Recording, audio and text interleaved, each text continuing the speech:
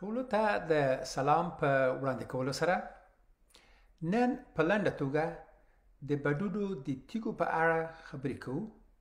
دا چې د بډوډو تیږې څنګه منځته راځي، کومې درملنې شتون لري او آیا د مخنیوي لارې شتون لري، په دې اړه به لنډې خبرې وکړو. د بډوډو تیږې یا د پښتورګو ډبرې څه دي او څرنګه منځته راځي؟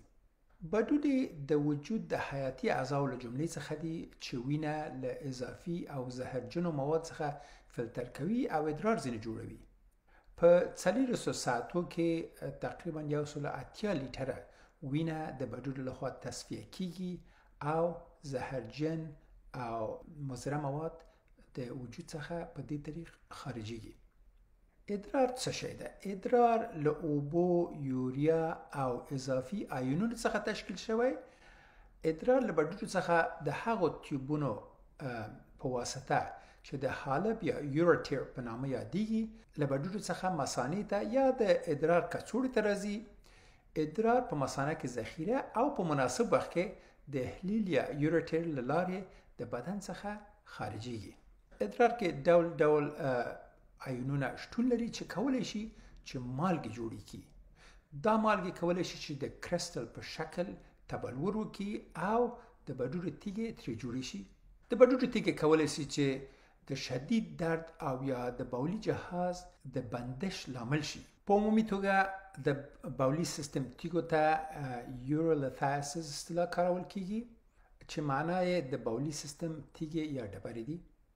لیث په یوناني ژبه کې تیږې او یورو ادرار ته ویل کیږي، یعنی د بولي جهاز تیږې.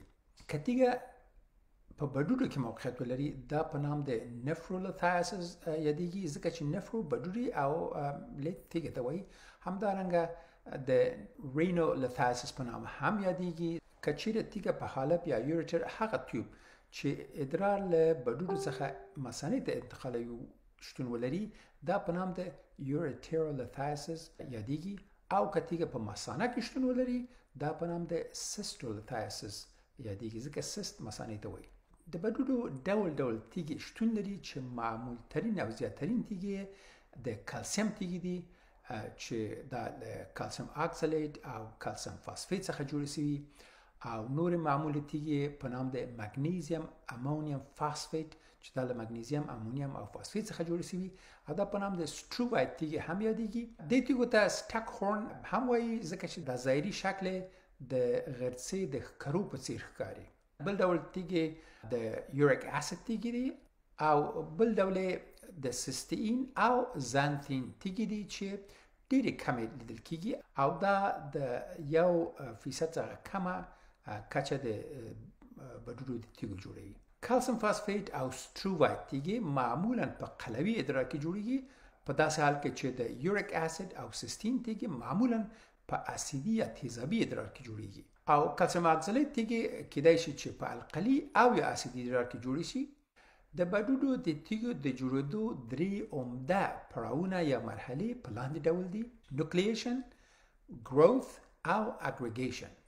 نوکلیشن یا د هستې جوړولو مرحله کې کلسیم او اکسالیټ کرسټلونه سره یوځای کیږي او یو ثابته ځاله یا نایډس جوړوي، او دا غالبا د بډوډو په هغه ځای کې چې په نام د کلکټینګ ډکټ یا جمع کوونکي ټیوبونه په نام یادیږي دا صورت نیسي چې دا کرسټلونه د بډوډو په پاپیلې ته ځي، چیرې چې د تیږې سایز او اندازه لویږي، او بیا د بډوډي په حوصله کې کرسټلونه یو د بل سره اګریګیټ کوي، یعنی تراکم کوي، او په دې ډول لوی کرسټلونه او تیږې جوړیږي.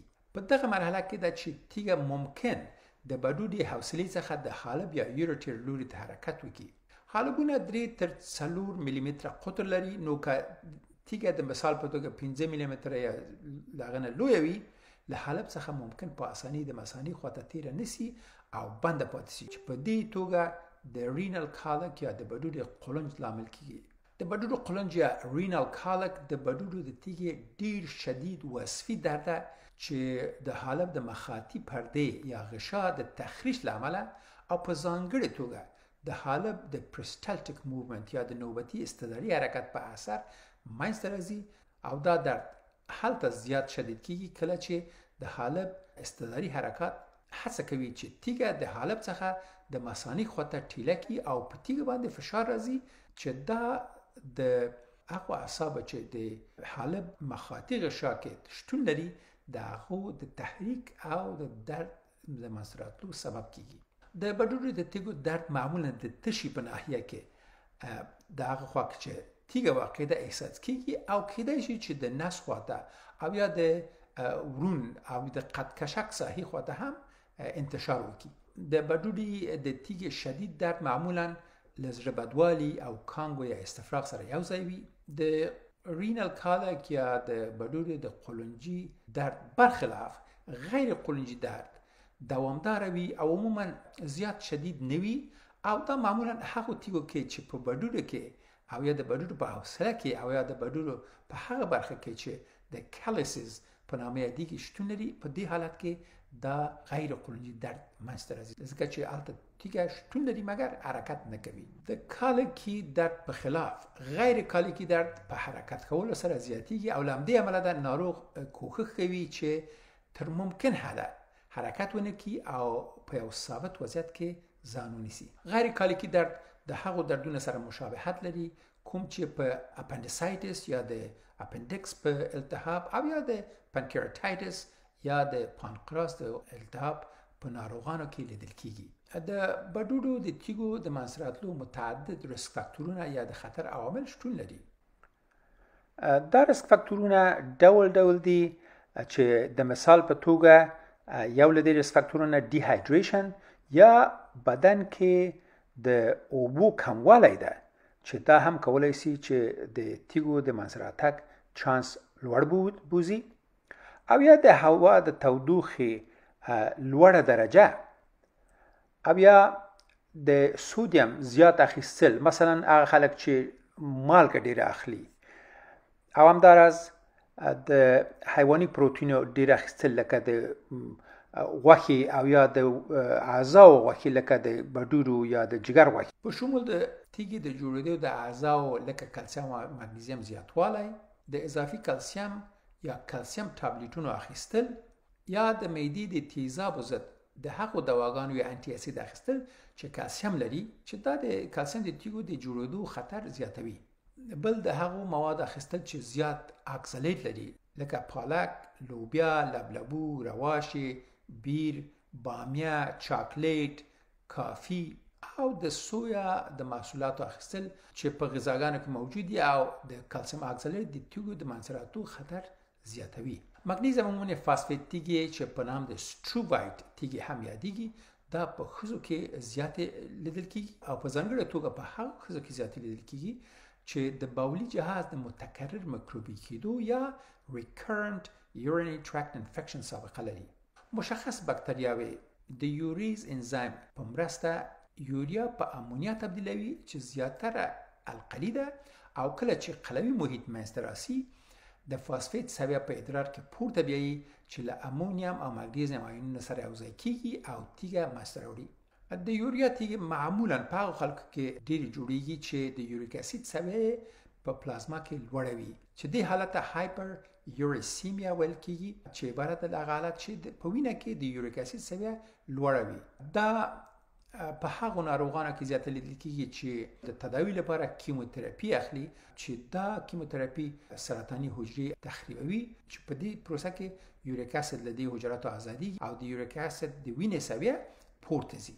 او بل یو درمل چې په نام د پروبنسید یادېږي او دا د نقرس یا ګاوټ د درملنې لپاره کارول کیږي. د یوریا بیا جذبېدل د بډوډو په تیوبونو کې بلاکوي او په ادرار کې د یوریک اسید سویه کته راولي چې په دې ډول د یوریت تیږې د تشکل چانس لوړ بیایي. له همدې امله ډېره مهمه ده چې هغه خلک چې پروبنسید د نقرس د تداوي لپاره اخلي باید په کافي اندازه اوبه وڅښي څو د تیږې له جوړېدو څخه مخنیوی وشي. باید وایم چې د یوریک اسید تیږې د ایکس ری په کلیشه یا رادیوګرافي کې نه ښکاري ځکه چې دا رادیو لوسنت دي یعنی شفافې تیږې دي. په داسې حال کې چې د سیستین تیږې د بولي جهاز د تیږو له جملې څخه د 1% څخه لږ تیږې جوړوي یعنی ډېرې کمې وي، خو سیستین تیږې په ماشومانو کې د بډوډو د تیږو د پام وړ اندازه تیږې جوړوي. د سیستین د تیږو د جوړېدو لامل ارثي تشوشات دي چې د بډوډو په تیوبولونو کې د سیستین د ری ابزوربشن یا د بیا جذبېدو د کمیدو له امله منځته راځي چې د سیسټینیوریا یا ادرار کې د سیستین د لوړې سویې په معنا ده چې دا د سیستین لوړه سویه د سیستین د کریسټل د جوړېدو لامل او د تیږو د منځ راتګ سبب کیږي. په امریکا کې کوم خلک چې هغه ساحه کې چې د بډوډو د تیږو د جوړېدو د کمربند په نامه یادېږي، یعنی د امریکا په جنوبي برخه کې ژوند کوي، د بډوډو د تیږو د تشکل او جوړېدو چانس ډیر زیات ده او ګومان کیږي چې د دې دلیل د هوا د تودوخې لوړه کچه وي چې د وجود د اوبو د کموالي یا د ډیهایډریشن چانس پورته وي. همداراز د امریکای د جنوبي برخه د خلکو غذایی رژیم کې د مګنیزیم او سودیم کچه لوړه ده. د بیلګې په توګه سویټ ټي یا شیرین چای چې دلته زیات څښل کیږي د مګنیزیم او سودیم لوړه کچه لري چې دا هم یو بل لامل ګڼل کیږي. اوس په پلان ډول د بډوډو د تیږو یا د پښتورګو د ډبرو د درملنې په اندازه خبرې وکړو. د درملنې یوه طریقه په نام د ابزرویشن یا مشاهده او یا څارنه ده او هغه دا چې که د تیږې سایز وړوکی وي امکان لري چې د مایعاتو په زیات اخیستلو سره او د مریض د حرکت سره تیږه وکولای شي چې له بولي سیستمه ووځي. د دې طریقې یوه ګټه دا ده چې مریض بې له دې چې عملیات یا پروسیجر ته ضرورت پیدا کړي تیږه له بدنه خارج کیږي. د یورولتاسیس د درملنې لپاره کیدای شي چې فلوماکس یا تامسلوسن چې یو الفا بلاکر ده، یعنی د الفا آخذې بلاک کوي، دا دوا وکارول شي ځکه چې دا دوا حالب ته توسع ورکوي او تیږه کولی شي چې په اساني سره تیره شي. او بیا هغه دواګانې چې په نام د نان سټرایډل انټي انفلاماتوري یا غیر استرویدي التهابي ضد درملونه لکه ایبوپروفن یا ناپراکسن او یا د دې فامیل یوه قوي دوا چې په نام د کیټولرک یا تورادول یادېږي وکارول. همداراز د بډوډي د کالیکي درد یا د قولنجي درد د تسکین لپاره کولی شو چې اوپیوید دواګانو څخه لکه هایدرومورفون او یا مورفین څخه په موقتي توګه کار واخیستل شي. لکه څنګه چې وویل د ناروغانو کې د زړه بدوالی او استفراغ هم وجود لري او د کانګو د کنټرول لپاره کولی شو د استفراغ ضد درمل لکه اډانسنټرون یا پرومتازین او یا نور استفراغ ضد درمل وکاروو. د پښتورګو د تیږو یوه درملنه چې په نام د شاک ویو لیتوتریپسي په نوم یادېږي چې دا یو غیر جراحي تکنیک ده چې د تیږې د ویستلو لپاره کارول کیدای شي. دا تکنیک درد لري، له دې امله اکثرا د عمومي انستزي یا بیهوشي لاندې ترسره کیږي. په دې عملیه کې های فریکونسي ساوند ویو یا د لوړ فریکونسي لرونکي صوتي یا غږیز یا الټراساوند موجونه کارول کیږي چې د دې موجونو په مرسته د بډوډو تیږه میده کیږي. دا تکنیک د هغو تیږو لپاره چې له 10 ملي متره څخه وړې وي کارول کیږي او باید ووایم چې دا تکنیک د سیستین د تیږو لپاره نه کارول کیږي. بله د درملنې تکنیک په نام د یوریتراسکوپي یادېږي چې د حالب د هغو تیږو د راویستلو لپاره چې اندازه یې اوسطه وي دا تکنیک استعمال کیږي. دا عملیه هم د عمومي انستزي لاندې اجرا کیږي. په دې عملیه کې یو کوچنی تیوب چې د یوریتراسکوپ په نامه یادېږي د احلیل لارې مثانې ته او د مثانې څخه حالب ته داخلیږي او تیږه پکې نیسي او راکاږي. البته دا تکنیک کې د لیزر یا نوماتیک جهاز په کارولو سره چې تیږه میده کوي په داسې حال کې چې ډاکټر سکرین کې ویني او په دې طریق سره تیږه میده کیږي او تیږه راوباسي. د غټو تیږو یا ډبرو د ویستلو لپاره د جراحي عملیې څخه چې په نام د پرکیوټینیوس نفرولوتاټومي یادېږي کار اخیستل کیږي. په دې عملیه کې یو کوچنی سوری د ناروغ د تشې په برخه کې جوړیږي او له دې لارې د تیږې د لیدو لپاره یو کوچنی کامره داخلیږي چې د الټراساوند، لیزر او یا نوماتیک آلې په کارولو سره تیږه میده کیږي او په دې ډول سره د وجود څخه راویستل کیږي. باید وایي چې بډوډې د تیږو د تشکل مخنیوي یو مهمه لاره دا ده چې دا ناروغان وهڅول شي چې په کافي اندازه مایعات په ځانګړې توګه اوبه وڅښي څو د ادرار د سوپر سچوریشن یا د ادرار کې د آیونونو د اشباع او زیات والی څخه او په دې توګه د تیږې له جوړېدو څخه مخنیوي وشي. همداراز ناروغان باید خپل غذایی رژیم کې د تیږو جوړونکو موادو د ډیر مصرف څخه مخنیوي وکړي، لکه د اضافي کلسیم او اکسالیت اخیستل او هغه غذاګانې چې زیات اکسالیت لري دا هم باید کنټرول شي چې زیات ونه اخیستل شي. همداراز ناروغان باید د نان ډایري یا غیر لبنی پروتین یا غیر د شیدو او د هغه له محصولات او حیواني پروتین او د سودیم، سوکروز او فرکتوز اخیستل په خوړلو یا غذایی رژیم کې محدود کی. د تیږو د بیا جوړېدو د مخنیوي په موخه ناروغان هڅول کیږي چې پوتاشیم لرونکي خواړه او د فایټیټس اخیستل په خوړو کې زیات کړي، لکه سبوس لرونکي ډوډۍ، سیریالونه او حبوبات. باید وایم چې د کلسیم اکسالیت کریستالونه د فایټیټ په شتون کې په اسانه نه جوړیږي. د کلسیم د تیږو د جوړېدو د مخنیوي په خاطر ډاکټر ممکن تایازاید ډیورټکس یا تایازاید مدررات ناروغ ته تجویز کړي.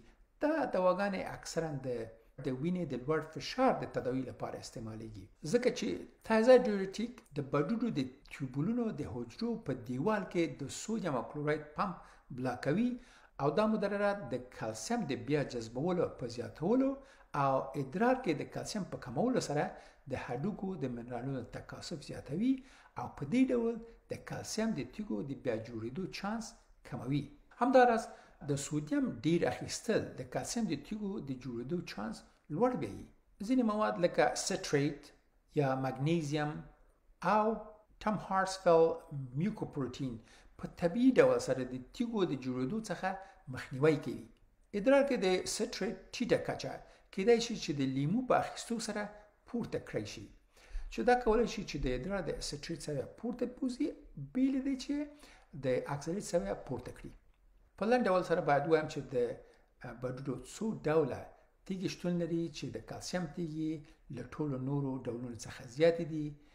3 عمده مرحلې د بډوډو د تیږو په جوړېدو کې شتون لري، چې یو د نوکلیشن یا د تیږې د هستې د جوړېدو مرحله، بل د گروث مرحله یا د ودې مرحله، د تیږې د ودې مرحله، او بل د اګریګیشن یا د کریستالونو د یو ځای کېدو او ټولېدو او لویېدو څخه عبارت. د تیږو د جوړېدو د خطر فاکتورونه په لنډ ډول سره د کلسیم او اکسالیت لوړه سویه په ادرار کې ده. د بډوډو د تیږو دوايي درملنه عبارت ده له د درد ضد درمل کارول، د ژبهدوالي او یا کانګو ضد درمل، او هغه درمل چې د حالب د توسع لامل کیږي او مرسته کوي چې تیږه په اسانۍ سره تیره شي. همداراز هغه 3 طریقې چې شاک ویو لیتوتریپسي ده او یا یوریتراسکوپي او یا پرکیوټینیوس نفرولتاټومي ده. دا درملنې د بولي سیستم متخصص یا یورولوژیست لخوا کارول کیږي. او مهمه مسله د تیږو د مخنیوي چارې دي چې یوه هم د کافی اندازه مایعات اخیستل، خصوصا د اوبو اخیستل، همداراز دغه مواد لږ اخیستل چې د کلسیم او اکسالیت سبب پورته وي او د تیږې د جوړېدو زمینه جوړوي. هیله ده چې دا لنډه پوهاوی مو ګټوره موندلې وي. روغ او خوښ اوسئ.